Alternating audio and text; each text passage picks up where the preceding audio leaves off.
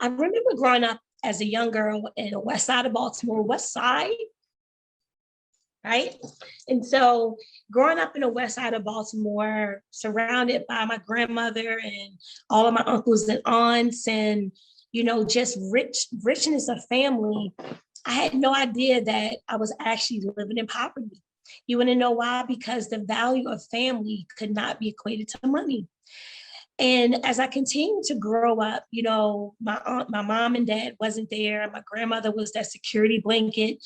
My cousins and my aunts and uncles were more like brothers and sisters. So all I knew is that I had richness of life. I was taught morals and ethics and value and the sense of family.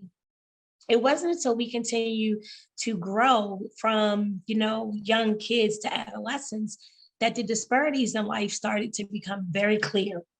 And disparities meaning the differences between my cousins and I, my aunts and uncles, they could go home to families and I was always at my grandmother's, but that was okay with me. And I remember being able to have my grandmother as my rock.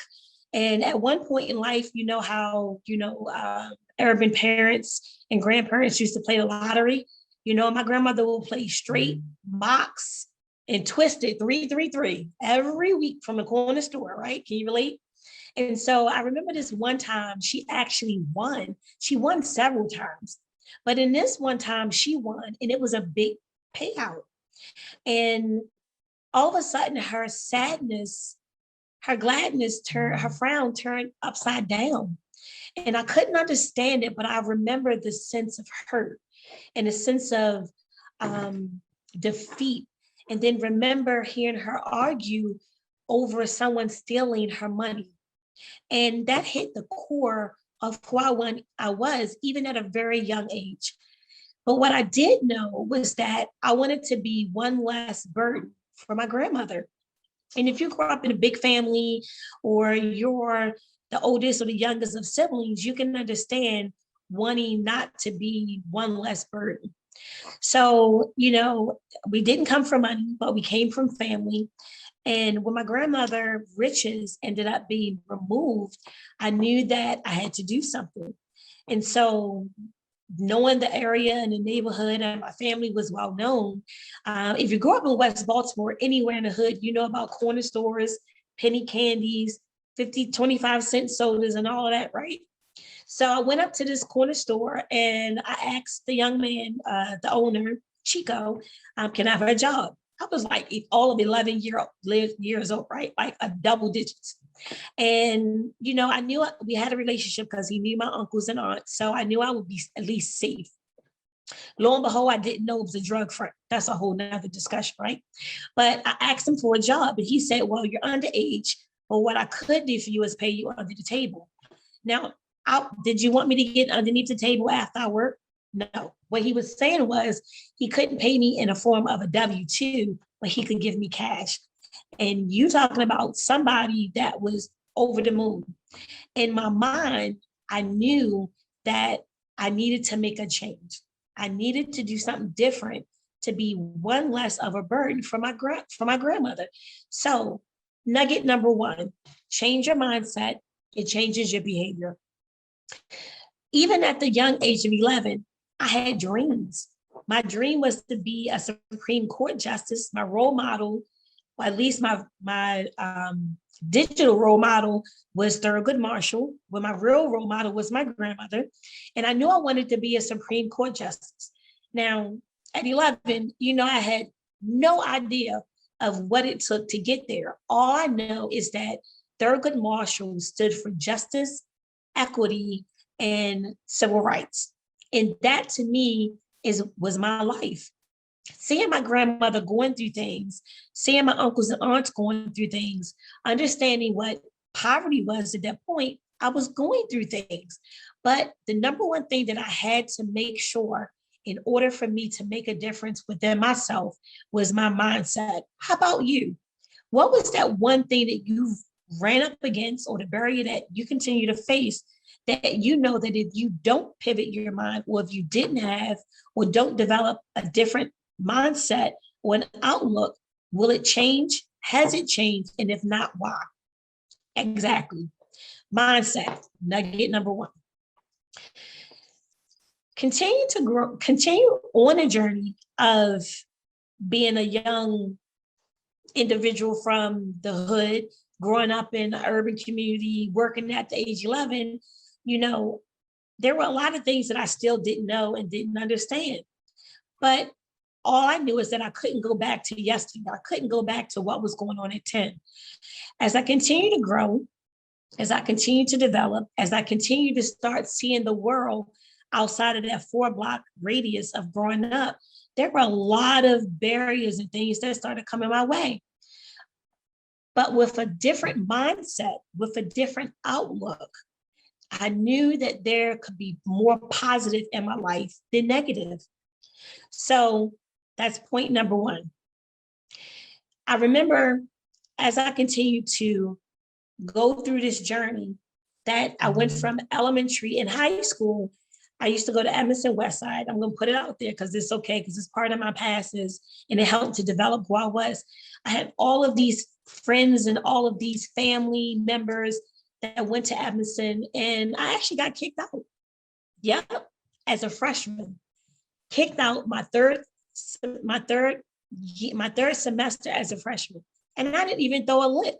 I didn't hit nobody, but I had a lot of friends that were supporting me, and because they were my friends and they wanted to protect me, when the assistant principal got hit, a teacher got beat up, a girl got dragged out, I was the one that got expelled. I thought it was the most unfair thing that ever happened. But again, changing my mindset, I had to look at it from the point of the school system, and then I had to take action. The action wasn't the sense of me going to fight with someone. The action was me being expelled from school and understanding that I was being sent from the west side of Baltimore to the east side of Zimbabwe. And what I mean by that is that now I was in an uncharted territory.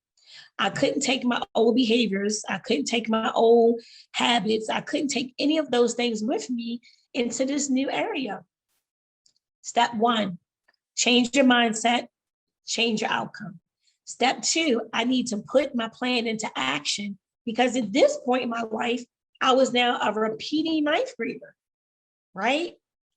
How does it feel to have your peers pass you by in life and you're stuck? How does it feel to have people who you once felt equal to now surpassing you, and they're now kind of looking down, and you were in control of it? You knew there were things that you could have done, but you didn't. So for me, I had to change my ways, not just my mindset, but I had to take action and develop a plan, because I didn't want to be labeled as a juvenile delinquent. Have you ever had people or a person that labeled you as something that you felt was untrue? Have you ever felt or had a person who told you that you were one thing and that's not how you viewed yourself? Well, welcome to all of our worlds. Black, Puerto Rican, Asian, female, urban, degree, no degree. There's always going to be someone somewhere that don't believe in you, but the most important person that has to believe in you is you. And if you want to go from plan A to plan B to get to plan L, you have to change your mind and you have to develop an action. You have to put forward action. Now, through action comes a lot of experiences. As I mentioned, when I ended my ninth grade year in Emerson High School, I thought that I was going to graduate 4 years from Emerson Westside. Who knew that less than 3 semesters later, I would be kicked out, removed from familiarity of my environment, sent all the way over to China, and had to start all over again. Now, if you are a West Side girl or West Side person and you move to the East Side, it's really like going to the Sahara Desert. Can you relate? I know it was a cultural shock for me, and those cultural shocks really helped me to think differently, because now I had to become familiar with an unfamiliar environment. That was scarier than anything that I ever wanted to entail. But I had to understand what I wanted in life and how I was going to get there. Now, keep in mind, I didn't have a lot of support system outside of my family. I didn't grow up with my mom. I didn't grow up with my dad. My grandmother was everyone's rock. We had uncles and aunts that helped to support us as best they could, but they had their own kids. So I really felt like I was this sole individual out in the wilderness trying to create a blueprint as I went along. A part of that at first was scary, and then I just took it as a challenge. Because the thing about life is that it's a challenge. Every time you get up, every time you develop a dream, every time you have this vision, it's a challenge. And in order to overcome those challenges and to really get to where you want, your mindset has to change. You have to you have to go into action. And through those actions, you're going to have experiences. And those experiences are going to be trials, they're going to be tribulations, they're going to be successes. I can remember after going from West Side to the East Side, I ran into two women at what was known in Baltimore City as Northern High School at that point. It's no longer Northern, it's like Reginald F. Lewis and three other schools built in. But I had these two women that would not leave me alone. And I'm like, what is it? And at this point, I didn't even know what sports were, right? Sports to me was just unstructured, kicking the ball in a back alley, but there was really team sports that I had no idea about. Miss McLean and Miss McCready, right? Miss McLean and Miss McCready, they were like tag team. They weren't even related, but like they were like these tag team twins that every at-risk kid that they felt they can reach, they pulled you up.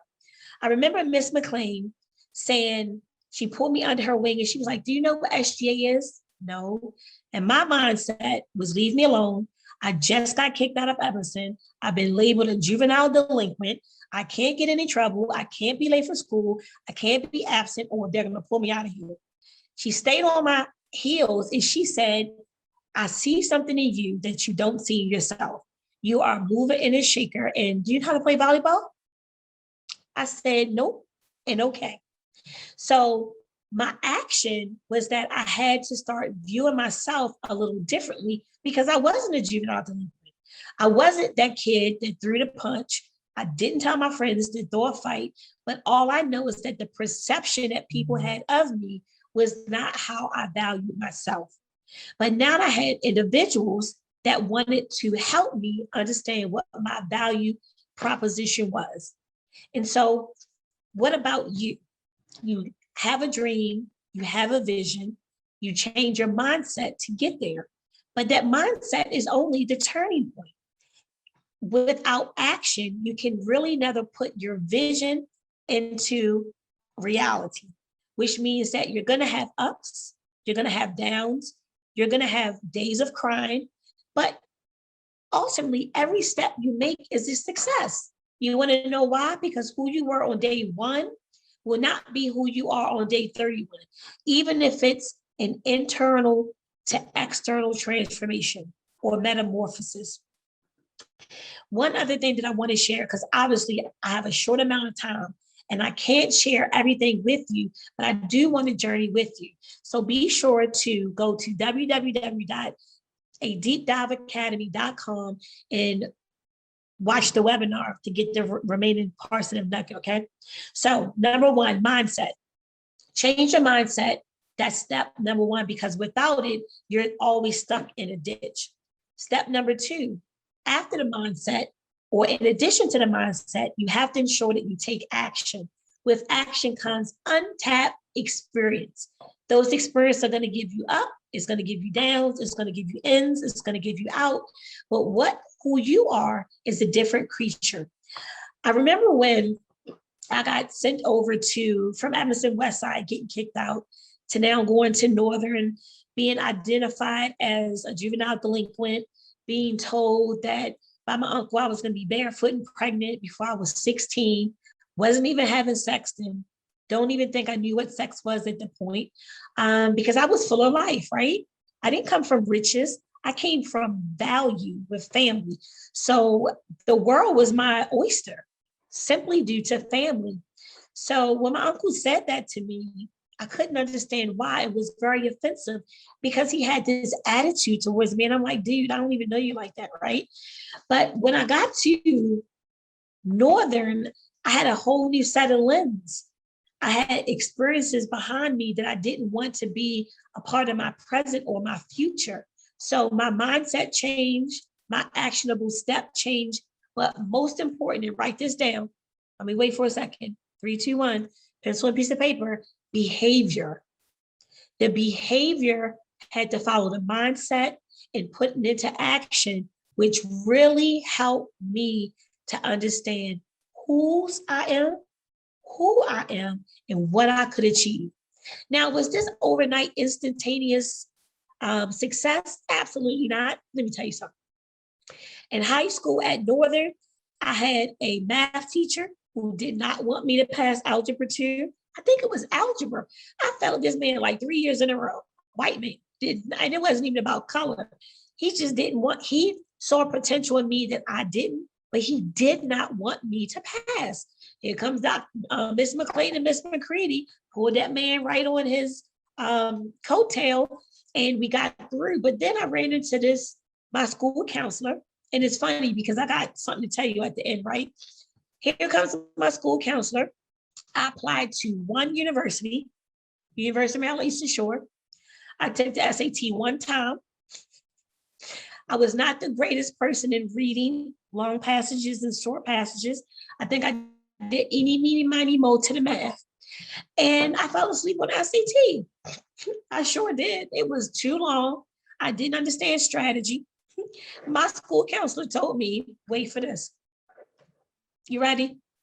He said, you're not worthy for a 4-year college, a 2-year college, a trade tech college, or even McDonald's. But boy, was he wrong. Did you catch that? He was wrong. He was wrong because the time he said it to me up on the board, remember in high school when they used to write down in the school counselor's office, you could go in and they would kind of list where all of the seniors were going. Remember that? Absolutely. So I remember going in, I applied to one school. That one school, I took the SAT one time. I fell asleep on the SAT. I got a 560. They gave me 300 points, I believe, just for signing your name. But I made it into the University of Maryland Eastern Shore.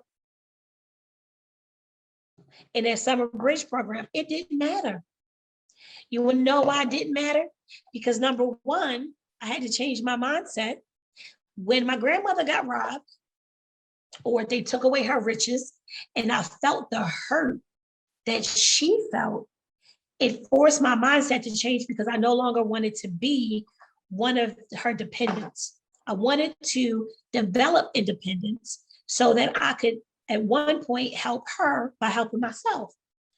Number two, when I got kicked out of Evanston to be sent over to Northern, my mindset helped to change right away. But then I had to understand that I needed to develop a plan and put it into action. And my experiences would allow me, good, bad, and indifference, to reach at least the next phase of my life through behavior that was evoking positive change. So to my uncle who told me I couldn't, to the school counselor who told me that I couldn't, to those people, my math teacher who told me I couldn't, guess what? I didn't. And again, I'm running out of time because I only have a short amount of time in order to share with you what I came to, but I can. So I do want you to go to www.adeepdiveacademy.com and watch the webinar right now, right away. Open up your browser so that you can hear the rest of the nuggets. But lo and behold, with a mindset change, with you understanding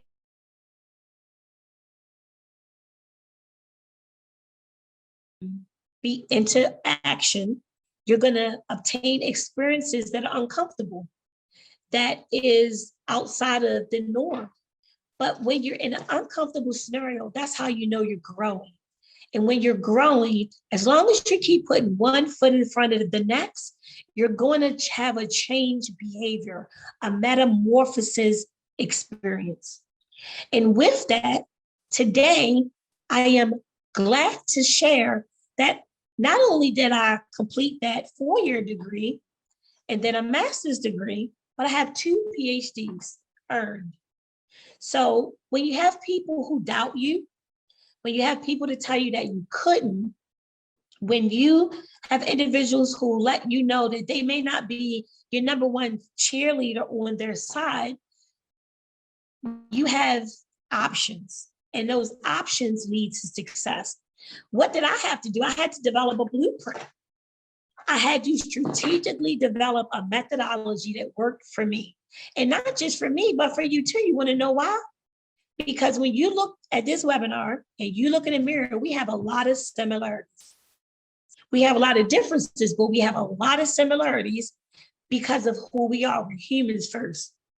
We have dreams, we have visions, we have goals, we have benchmarks, we have milestones to make a difference in our lives for whatever reason. Being a mom, being a wife, being a business owner.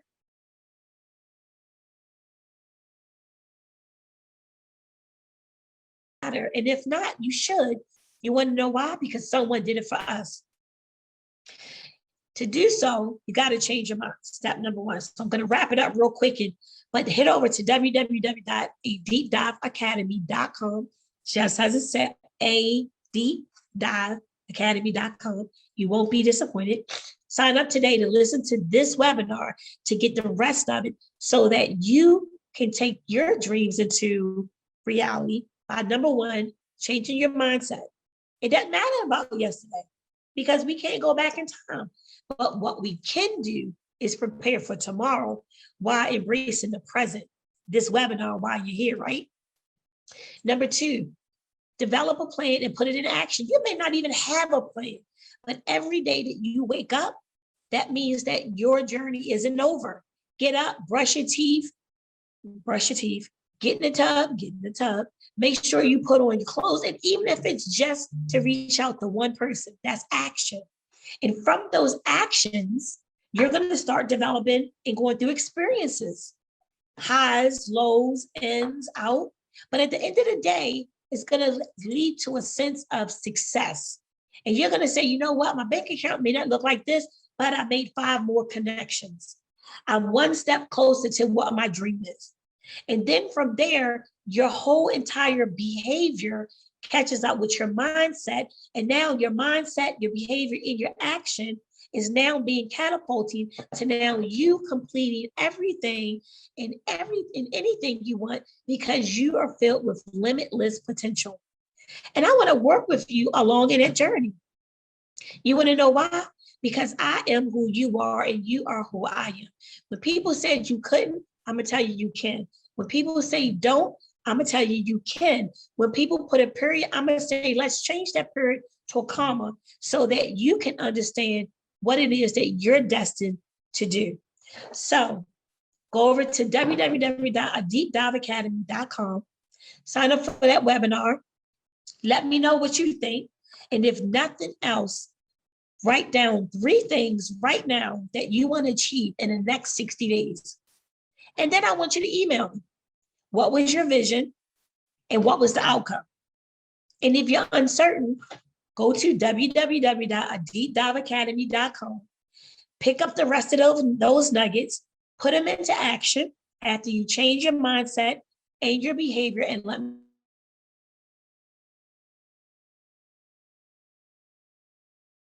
strategist and coach. And I look forward to working with you, alongside you, and putting your dreams into reality. Have a great day.